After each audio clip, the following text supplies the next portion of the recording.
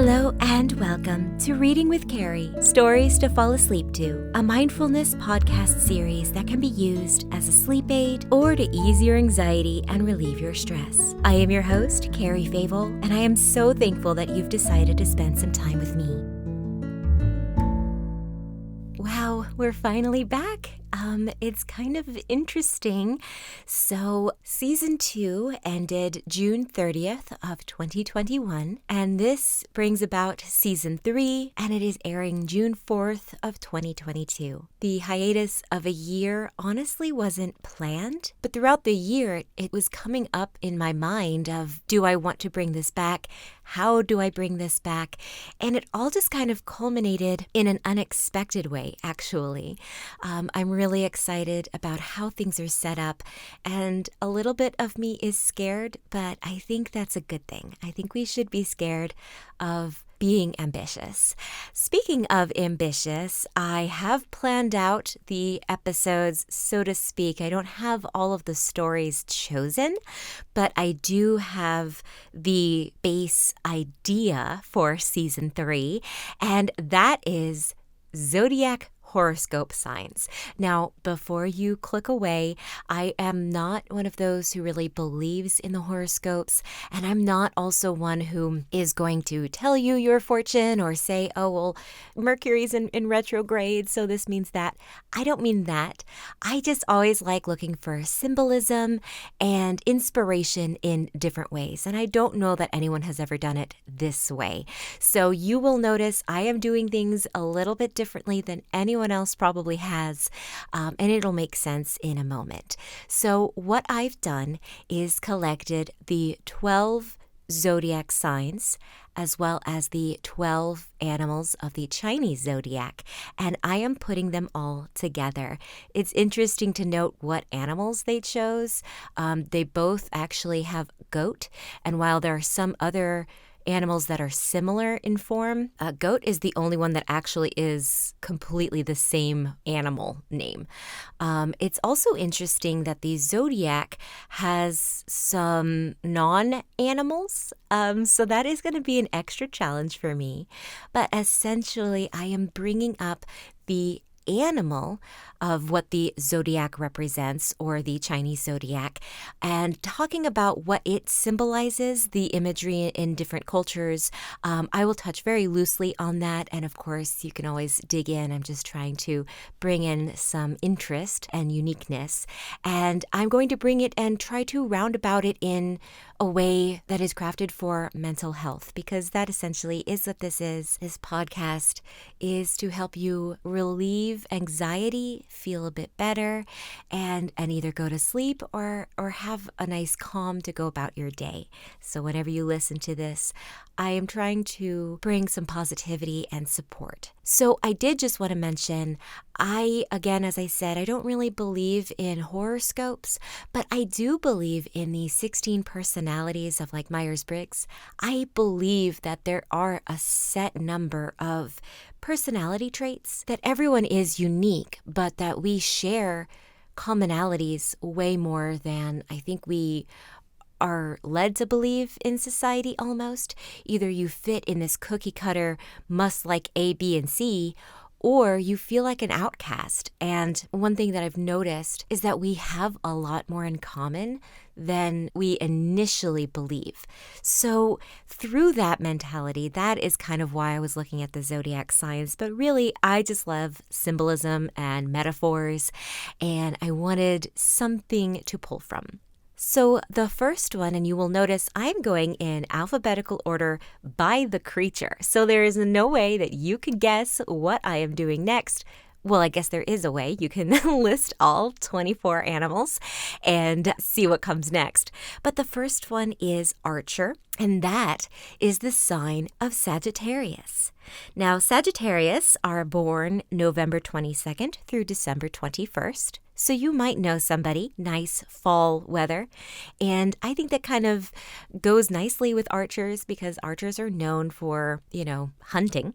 Actually, as described by Wikipedia, archery is the sport, practice, or skill of using a bow to shoot arrows. The word comes from the Latin arcus, meaning bow. Historically, archery has been used for hunting and combat, but in modern times, it's mainly a competitive sport and recreational activity. Now the part that I love. Arrows can symbolize many things, from protection and defense to masculine power and warfare, as well as love and movement and direction. And speaking on movement and direction, I looked into it more, and there's actually a parent-child metaphor with the bow and the arrow, illustrating that parents are the bow that merely help the arrow or children fly to its destination.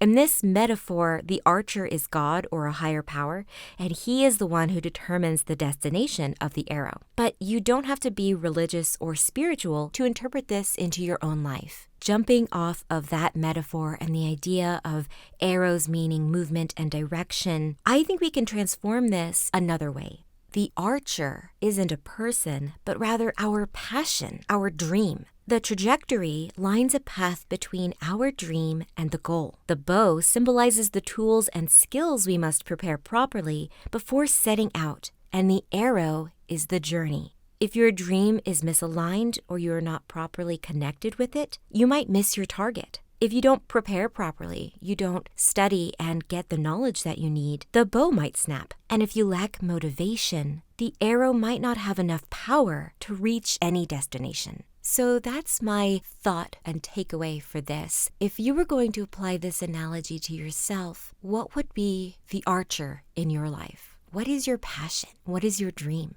Now, this also brings us to the validation space of this podcast, where we myth bust. And so the myth that I'd like to bust, and I will provide a link in the description where I got this myth in fact. People with mental health needs, even those who are managing their mental illness, cannot tolerate the stress of holding down a job. Oof, that's a tough myth. And that is one that I think a lot of us struggle with, the stigma of mental health and mental illness and what that means. But the fact is that people with mental health problems are just as productive as other employees. Employers who hire people with mental health problems report good attendance and punctuality, as well as motivation, good work, and job tenure on par with or greater than other employees. When employees with mental health problems receive effective treatment, it can result in lower total medical costs, increased productivity, lower absenteeism, and decreased disability costs.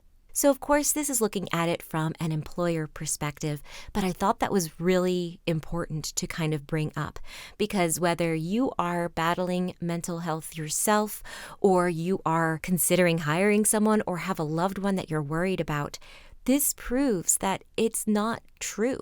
Yes, people with mental health and mental illness issues might lack motivation, but the point is that we're trying to show that it's okay to get support. And with the proper support, they can be just as motivated as someone who's not struggling with mental health. Speaking from a personal perspective, I definitely struggle with very low thoughts and lack of motivation. But ironically, I put my value solely in my job. So when I had a job I went to, whether it was retail, food service, or an office job, I took that very seriously. On my day off, I could barely roll out of bed. I would spend every waking moment in bed a lot of the times, even back in high school and college. But I always went to school. I always went to my job. I once worked with 103-degree fever until someone could come in and take my shift because there was no one else to run the store, and I took my job very seriously. The problem is that we don't take ourselves and our own needs as seriously as the needs of others and those who are affected. Now, this isn't true for everyone. Again, everyone's journey is different. So some people might not have the motivation to get up and go to a job. And that doesn't mean that they are lazy or their work ethic is any lower than mine. It just manifests in them differently. But the fact is that with the proper support, those suffering a mental illness can still hold a job. Now, how does this relate to archers? I'm glad you asked. So the whole point was motivation and the idea that those who suffer from mental illnesses can't have motivation. But that's not true. You can get it. Now, it's not necessarily an easy path depending on how your illness or symptoms manifest. But you shouldn't give up on your archer. You shouldn't give up on your passion and your dream. You can send that arrow blazing through the sky and hit your target. And speaking of archers, I can think of no better archer or no better person to represent archers than Robin Hood. So Robin Hood is a pretty large story and it's a book and it's not something that I can read in full on this podcast, but I did want to read a little excerpt. So Robin Hood is by Paul Creswick, and I am going to read chapter 11, in which Robin Hood splits an arrow and learns Marian's name. But first, as always, let's start with a mindfulness meditation. So I'm going to try to do this with you unscripted, and we'll see how this goes. So get into a nice, comfortable position. I've got my arms resting on my knees and my legs crossed. Sitting in a chair, yes, it might be weird. It's how I like to sit in chairs.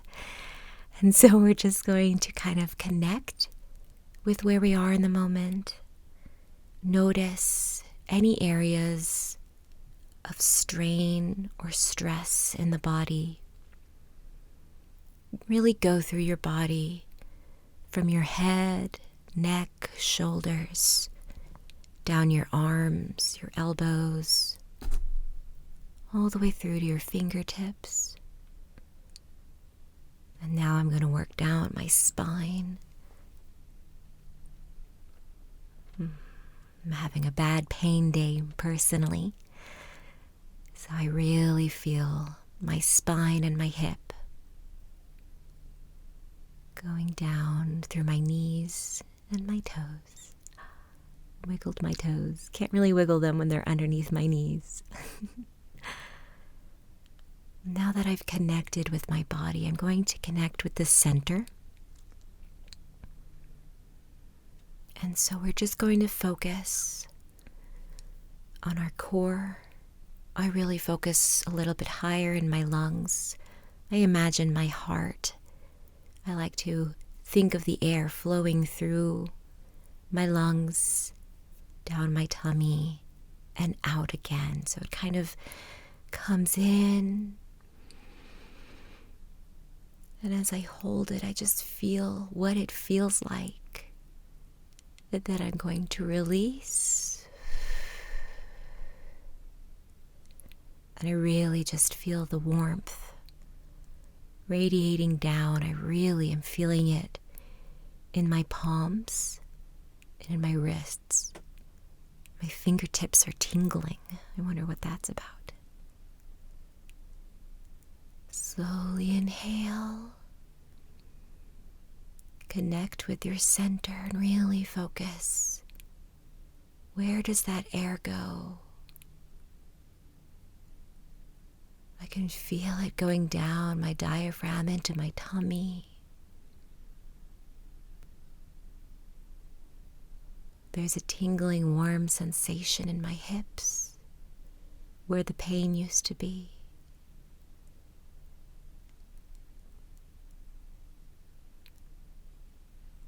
My head is feeling bubbly as I hear my neighbor clean their car outside. As you connect, just acknowledge when you think something else and come back, just like I did with my neighbor.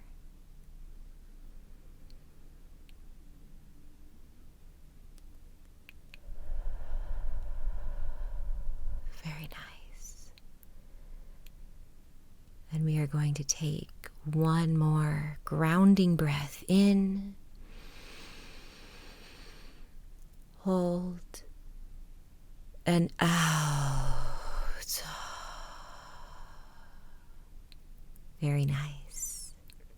And now here's the story. Robin Hood and His Adventures, Chapter 11, Profiting by a lesson learned from Will o' the Green, Robin stained his face and bade Stuteley do the same, ere startling to the royal tourney. The morning was overcast and doubtful when the two lads set forth. They had put on foresters' clothes of green cloth, with long tunics and green trunk hose. Their hands and faces were brown as walnut juice could make them, and whilst Robin carried only his best longbow and a good quiver of arrows, young Will had loaded himself with quarterstaff, axe, and pike, all very difficult to carry. Robin bade him leave one or the other of these weapons, and reluctantly the pike was returned to Warrenton. Then merrily they started away through the forest, and came at noon to that glade where Robin had first met Will o' the Green. Even while Robin wondered whether Will or his men might again demand toll of him, Master Will himself suddenly appeared, and without a word placed his bow across their path. "Greetings to you, Will," said Robin blithely. "Is it toll of us that you desire?" "Are you dumb, friend?" asked Stuteley impudently, as the outlaw made no immediate reply. Will smiled then. "So old Warrenton has persuaded you to seek the prince's gold, youngling?" said he at last. Without waiting an answer, he stepped back and withdrew his bow. "Pass then, Locksley, and good fortune attend you," he went on. "May we meet again ere the day be done, but it is not sure." "You will not try for the purse, Will?" cried Robin, as if surprised. "I have no use for it," answered Will, with some egotism. "Nay, fear not. Our third trial is yet to come. I did but stay you to speak of your cousin." He paused and glanced towards Stuteley. "I am deaf and dumb as you were, friend, a minute agone," spoke the little esquire. "Your cousin, Geoffrey of Montfichet, has gone to France," continued Will, speaking freely so soon as Robin had nodded in confirmation of Stuteley's discretion. "Like as not, Master Geoffrey has not talked with you as to his business with us in this greenwood?" "I know nothing beyond that we did bind my cousin's armor about with red ribbon," replied Robin uneasily. He remembered the clerk's warning, and a precedent of coming evil pricked him. "But I am right glad that Geoffrey has encountered no danger, and has given up his schemes with you." "I did not say that he had done that, Locksley," spoke Will in his gruff way. "Nor do I see why you should fear danger for him when he is in my company." "I meant not that, Will, believe me," said Robin hastily. "But there are two amongst your band who have little love for my cousin, and are jealous also of you." And he told him of his adventure in the early part of the day, when they last had met. Will listened with a frown. "So they winged you, youngling, and yet for all that you won the sheriff's arrow? Give me now some tokens, whereby I may know which of my men are traitors." "I should only know their voices, Will," said Robin regretfully. The outlaw shrugged. "It matters not after all," he remarked, turning to leave them. "Go your ways, Locksley, and win the purse." "Is there no tell?" inquired Robin, smiling again. "Am I truly free of Sherwood, Will?" "'Twould seem so, Locksley," said the outlaw briefly. Then, without further ado, he strode away from him. They watched his lithe form disappear. "'Tis sure that our disguise is none too good," sighed Robin, pondering upon the ready way in which the outlaw had recognized him. Soon afterward rain fell and a heavy storm raged amongst the trees. The two youths crept into the hollow of one of the larger oaks to shelter themselves. Whilst waiting there, they heard the noise of an approaching cavalcade. It was a body of archers coming from Lincoln to compete for the purse of gold. They cantered past the tree wherein Robin and Stuteley lay hidden, and took no heed of the drenching rain. All were merry with wine and very confident that one amongst them would surely win the prize. The only question was, which one? "These Nottingham clods," cried one scornfully. "I'll dare swear that many of them have already promised the prize to their maids. Nottingham 'gainst Lincoln. 'Tis possible that they may stand to us for a round, but after that, we will spend the money in Nottingham town," shouted another of the trotting bowmen. "For sure the prince himself could do no handsomer thing. A piece I'll toss to the heralds, and another to you, Stavely, for you are a covetous worm." The rest of his speech was lost through the one addressed turning violently upon him and thrusting at him with his pike, thus tumbling him into the mire. Stuteley laughed outright at this, and for a moment startled the rest of this worshipful company. Robin, rather vexed as his esquire's want of caution, came with him from out of the hollow of the tree. The Lincolnshire men halted, and Robin asked for a lift to the field where already the tourney was being commenced. "Are you going to the Sherwood tourney, and with a bow?" asked one of the archers loftfully. "What will you shoot there, gypsy boy? There are no targets such as your shafts might reach, but 'tis true that you may learn something of the game if you should go." "I'll lay a crown wager with you, friends," said Stuteley, vexed to hear Robin called gypsy, "that my master's shaft will fly more near the center of the mark than will any one of yours. So now."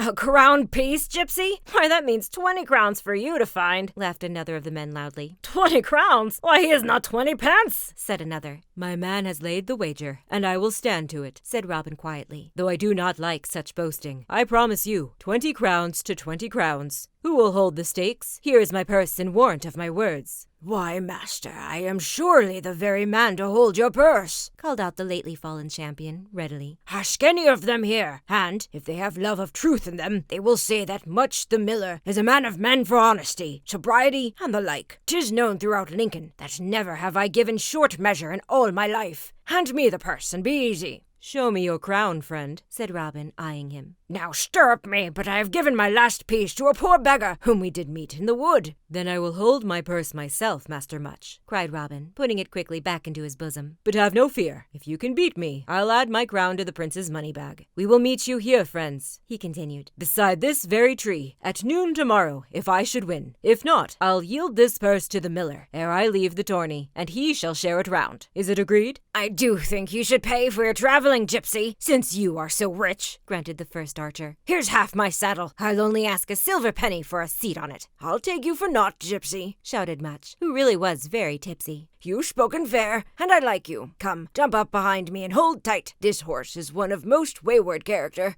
Hurry then, said the leader. Whilst we chatter here, the tourney will be done, and we shall happen upon it just as Hubert takes the prize. Forward, friends, quick march. They rattled off at a smart pace. Robin mounted behind the good-natured Much, and Stuteley upon the captain's horse. The miller told Robin confidentially a full score of times that he, Much, was bound to win the archery contest, being admittedly the first bowman in the world. Hark ye, gypsy, called he at length, over the point of his shoulder to patient Robin behind him. I'll not take your crown, I swear it. I like you, and I would not rob your sweetheart of a penny piece. Buy ribbons for her, then, with the crown I give you. Robin expressed his thanks very cordially. This fellow seemed an honest-hearted rogue, and 'twas mainly to his furious urging of his steed that they arrived in time for the great event. As it was, all the jousting was done, and most of the nobles had already gone away. The sheriff was fussily preparing himself to escort the prince to the castle, when the horns blew announcing the arrival of the Lincolnshire bowmen. They had pushed their way clumsily through the array of tents, and now blundered into the lists, through the gate.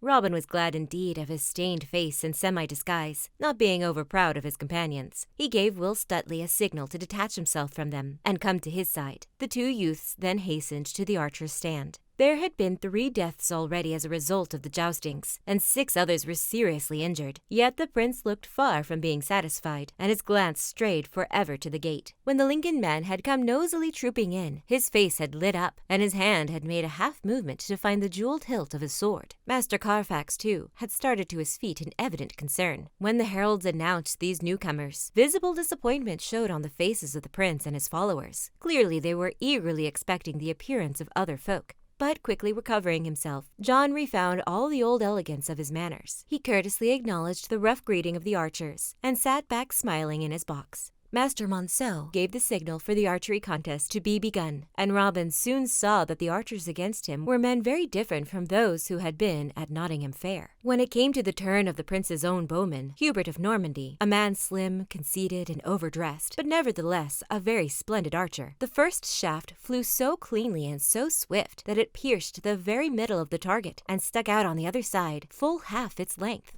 Robin had to shoot immediately after him, and waited a few moments whilst the markers were tugging at the Norman's arrow. A sudden inspiration flashed across the lad's mind, and, advancing a step, he bade them desist. They wonderingly fell back, leaving Hubert's arrow fixed spitefully on the target. One of the heralds cried out that this archer had not yet given in his name, but even as he spoke, Robin's arrow flew hissing from his bow. A silence fell upon the onlookers, and even the smiling prince leaned forward in his box. Then a great shout went up of amazement and incredulity. The markers and heralds thronged about the target, and hid it from the general view, until they were impatiently pulled away by some of the prince's bodyguard. A marvel was seen then by all eyes. Robin's arrow standing stiffly out from the center of the target, with Hubert's wand split down on either side of it, flush to the very face of the mark. Robin himself could scarcely credit his own success. He had done the thing before, with Warrenton, once out of a dozen times, and he had essayed it now more out of bravado than aught else. "'Twas a feat worthy of Hubert himself," said the sheriff, bombastically, to the prince. He had not recognized Robin. "I have seen Hubert perform just such a trick on many occasions, sir," said Carfax. "This fellow has done no uncommon thing, believe me," he went on. "And after all,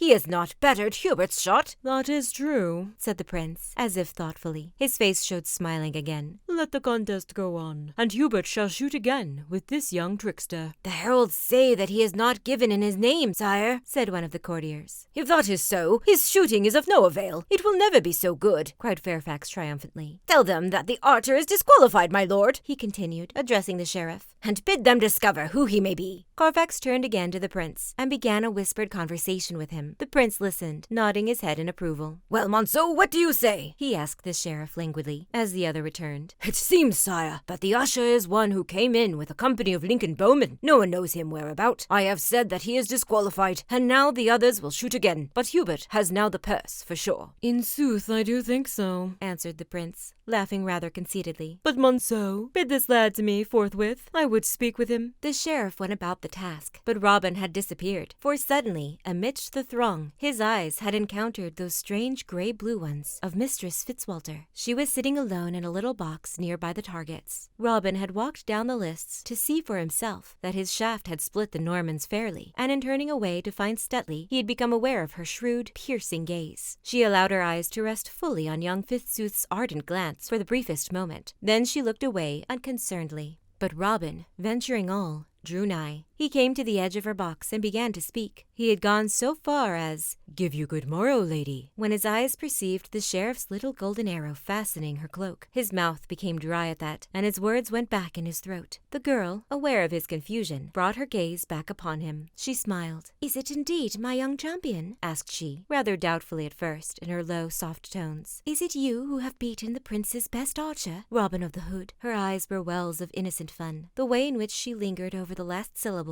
brought Robin still deeper into the deep waters. "It is your servant, madame," was all that he could find to say. "You see then that I wear your gift, Robin," she said, trying to make him at ease. "I have not forgotten." "Nor I. I shall never forget," cried he impulsively. "Your eyes are always in my memory. They are beautiful as stars," he said fervently. "Oh, a gallant Locksley. But there, take my colours, since you will be my knight." She untied a ribbon from her hair and gave it into his outstretched palm. "And now, farewell. Take the prince's prize, and spend the pennies worthily. Buy your sweetheart some ribbons, but keep that which I have given you." She tossed her curls again as she added the last word. Robin was beginning a vehement protestation that he had no sweetheart, when Stuteley's voice broke in upon him. "Master, they have disqualified you, and given the prize to Hubert. 'Tis a vile injustice, and I have raised my voice furiously. So alas, has Master Much the miller. He is a very worthy gentleman." "What do you say?" asked Mistress Fitzwalter, in amazement. "It is even so, lady, that my lord the sheriff has ruled my master out of the court, for the reason that he did not give in his name before drawing his bow," cried Stuteley. "A wicked conspiracy it is, and monstrous unjust. 'Tis thus that these prizes are given, the games arranged beforehand. Ah, but I know how these Nottingham folk do plot. Thrice now I have found them false and treacherous." When Stuteley had begun, there were many who were ready to side with him, but his unlucky conclusion turned these possible friends into enemies. Even Mistress Fitzwalter drew back for an instant. "Be silent, Will," said Robin, vexed at once. "It is enough to be juggled out of this prize without you making it worse. I'll go claim it with Monceau, and he shall argue it with me." "The prince is asking for you, friend," said Carfax, suddenly appearing. He touched Robin on the shoulder. As he turned to depart, his grimlet eyes saw how the girl shrank away from them into her box. He looked swiftly at her, then at Robin again. "His Highness graciously condescended to inquire your name and rank," he said, pausing. "Will he give the purse to me then?" asked Robin, surprised. "Nay, that has already been won by Master Hubert," answered Carfax, as if amused at the question. "You cannot win a prize every day, Master Locksley." He spoke at a shrewd guess, and saw that his shaft had hit the mark. Mistress Fitzwalter's interest in Robin had given him the clue. "I'll not go to the prince," said Robin wrathfully. "Tell him, Master Fetch-and-Take, that I have won this prize in all fairness, and I will shoot with Hubert again if he needs another beating." "You'll cool your heels in the stocks, Locksley," said Carfax, viciously. "So much is evident. The sheriff has a quarrel with you already, and 'tis well that you are here to answer Master Ford's complaint. The prince will send for you in style, since you will not go kindly to him. Bid but a few minutes. I'll not keep you waiting." He strode off in heat, followed by Stuteley's scornful jibbings. Robin became aware that the people were eyeing them both with none too friendly glances. He felt that he and Will Stuteley were in a difficult position. Escape seemed to be out of the question. "Jump over the ledge of my box, Robin," whispered a sudden small voice. voice, "and so make your way through the door at the back of it. Hasten." Gratefully, Robin did as she bade him, and Stuteley, without waiting for invitation, followed. Mistress Fitzwalter instantly opened the door for them. "Hurry, I pray you," cried she. "I see them coming for you both. The prince has sent his pikemen." Robin pushed Will out before him, and turning, caught her little hand in his.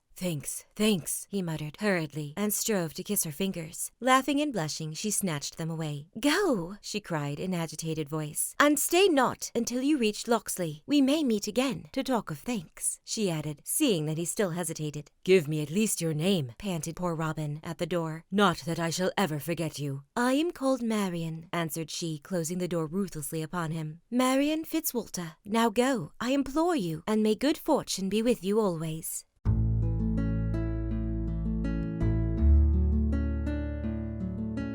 Thank you for listening. If you would like to support this podcast and become a sponsor, you will find an Etsy link in the description below. Thank you for your consideration. I welcome you back anytime you may need to hear a comforting voice or a familiar bedtime story.